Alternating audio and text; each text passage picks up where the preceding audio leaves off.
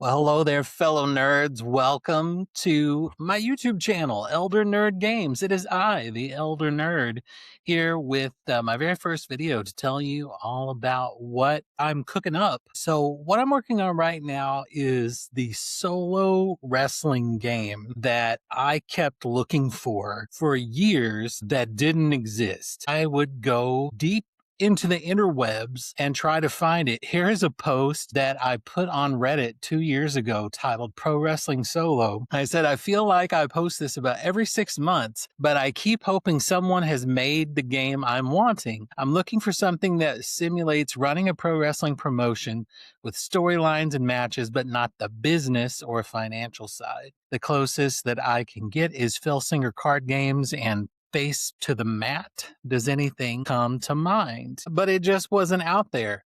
The only things that were out there were, like I said in the post, some that felt a little bit like wrestling video games. And my goodness, no disrespect to NES Pro Wrestling.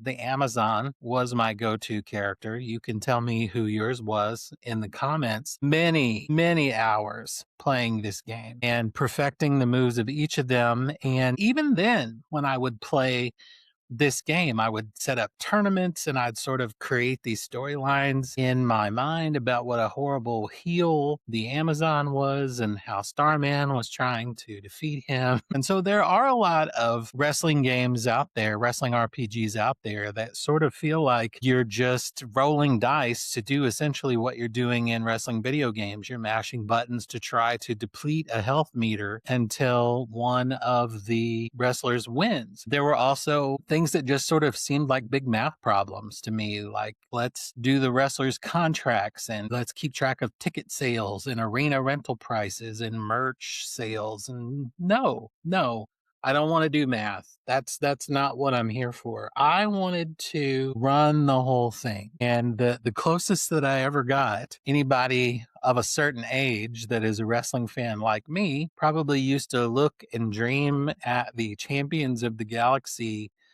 wrestling game, which I finally ordered as an adult when my son was a kid. So probably about 12, 15 years ago, played it a lot. And even when I'm playing Phil Singer's Champions of the Galaxy, or later I found out about Legends of Wrestling, the matches I enjoyed, but even there, the story feels limited. Like what, 18 moves and back and forth. And particularly for me, if you're playing, that just doesn't do it. No offense to Solo Promoter on YouTube. I've spent plenty of time watching him roll those dice and play solo, but he's better at narrating than me. And so I wanted creative control. I wanted to control the whole thing. And what also is in the DNA of this game is solo role playing. And solo role playing to me began, luckily, with the gold standard, Ironsworn, and then Ironsworn Starforged, and then Sundered Isles. Sean Tompkin, in his Brilliant, was the introduction that I had to solo role playing. And the introduction that I had to the Sean Tompkin games was Me, Myself, and Die YouTube channel and the Bad Spot YouTube channel.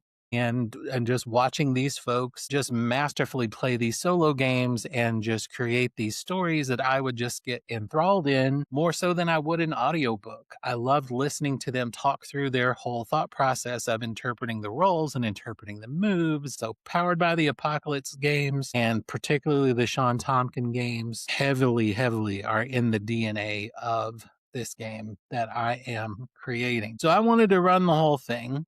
And anytime I have, when I've played the Singer games or when I've played Pro Wrestling Superstar, or even like I said, if I was playing video games, I'm running imaginary tournaments and battle royals and I'm keeping track of who my champion is. And all of this stuff has been going on since I was about 11 or 12 years old. So almost 40 years now. Here's a screenshot of one of the times that I was keeping track of my version of the Champions of the Galaxy universe. Here you see Wolf winning over Mutant by pinfall and Commander Sam defeating Death Knight by pinfall. And I'd write these little summaries of what had gone on in the match. But even then, I was wanting interviews. I was wanting promos. I was wanting run-ins and factions and drama. And I would build all of that stuff into rolling those D6 results.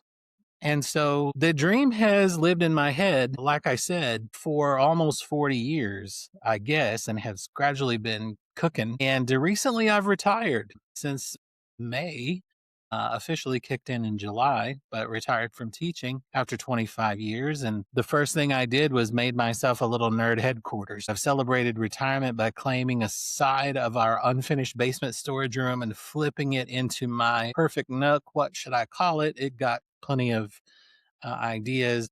Bobby Lobby was one of my favorites. So I've decided that Elder Nerd Games, gaming my way through retirement, is my YouTube channel, which this is really the first video of. And then it became, well, what if Elder Nerd Games also publishes games, also makes games? And so I started taking this game that I've been dreaming of and thinking of and perhaps brainstorming for all of these decades and began to write the game that I wanted to play. So I'm making it happen.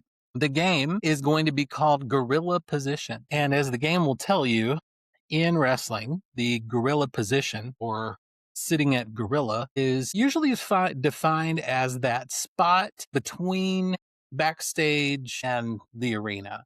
It is that moment that separates the preparation to the presentation, or the real life side in the locker room and the pretend world out in the show. And it's named for Gorilla Monsoon, who, after he was a wrestler and after he was a commentator, began to watch everything from the monitors backstage.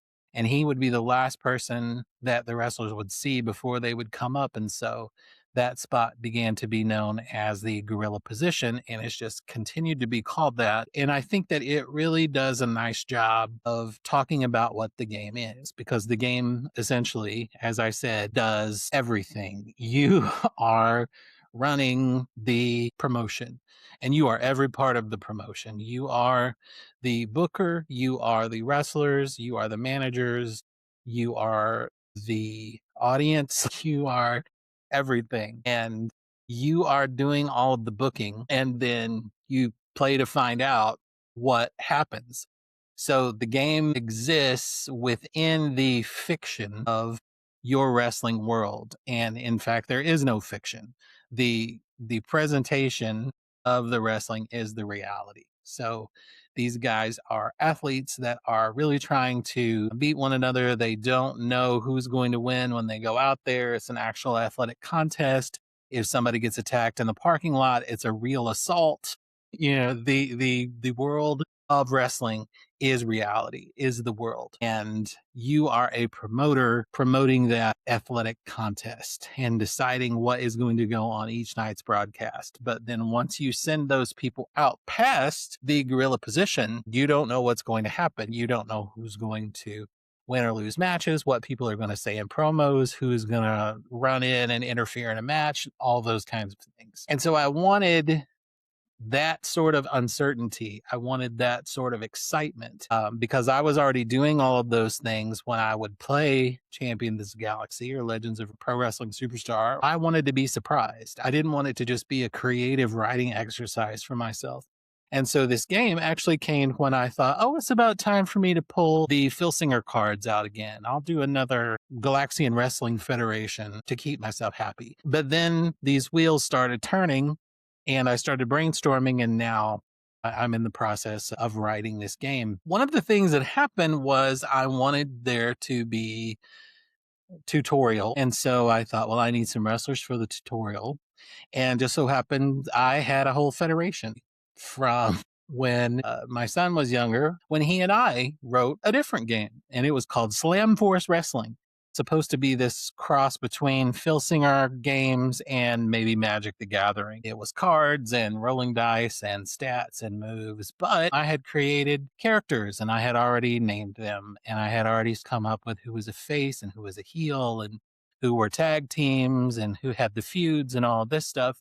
And so I began to write that into the game, and it got bigger and bigger. And all of a sudden, there were belts and there were champions and there were feuds. So this just kept seeming less and less like some printable character sheets as an appendix at the end of the game.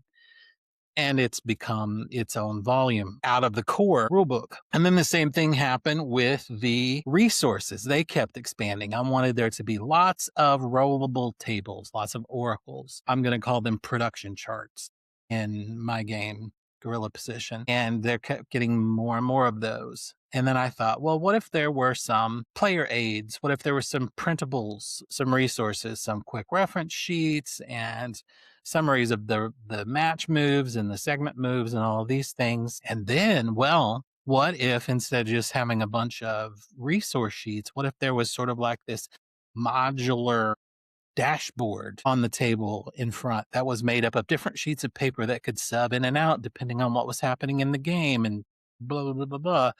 And so that has become its own volume as well.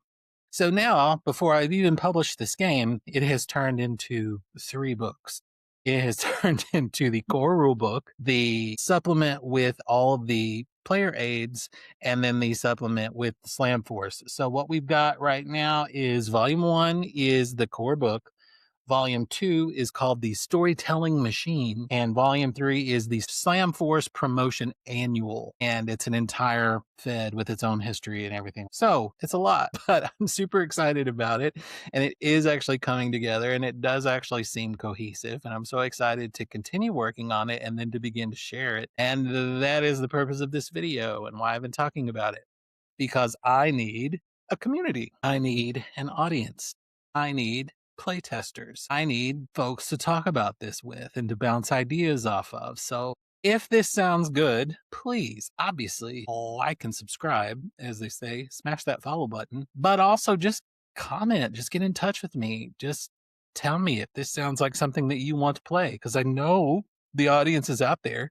I'm excited to play it. I have played it. And I'm going to play it on this channel to demonstrate and teach it and share it and hope that it finds its audience. So, nerds, come on, help a brother out. Leave a comment. Let me know if this sounds like something that you would like to play. So, I'm going to let you go. I hope to hear from you soon. I hope you're having a great day and that every day and in every way, it just keeps getting better and better. I'll see you next time.